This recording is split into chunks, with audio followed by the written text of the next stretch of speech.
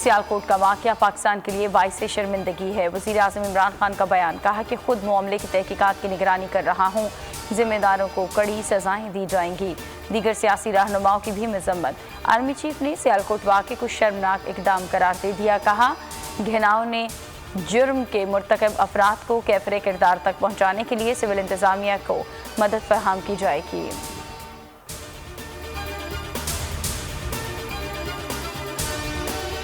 आमदन से जायद असासे का केस, आगा सिराज दुरानी को आज राहदारी रिमांड के लिए एहतसाब अदालत में पेश किया जाएगा, जिसके बाद उन्हें सिंध मुंतकिल किया जाएगा।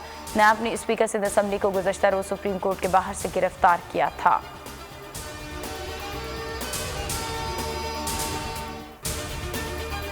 मुल्क भर में कोरोना के बाद मजीद 8 मरीज जान गंवा बैठे। अमवात की तादाद 28,761 हो गई।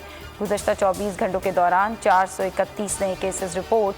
NCOC के मुताबिक मुस्बत कोरोना केसेस की 0.91 रिकॉर्ड की गई। पंजाब के मैदानी इलाके धुंध में गुम। मुल्तान समेत जनूबी पंजाब शदीद धुंध की लपेट में। गुजरात में स्मोक के डेरे। लाहौर बदस्तूर दुनिया का आलूदा तरीन शहर। एयर क्वालिटी इंडेक्स 311 पर पहुंच गई।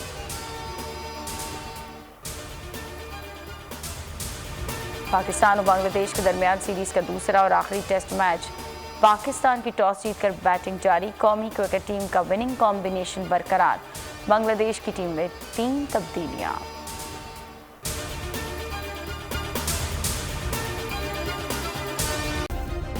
सब्सक्राइब करें और बेल दबाएं ताकि कोई खबर रह न जाए।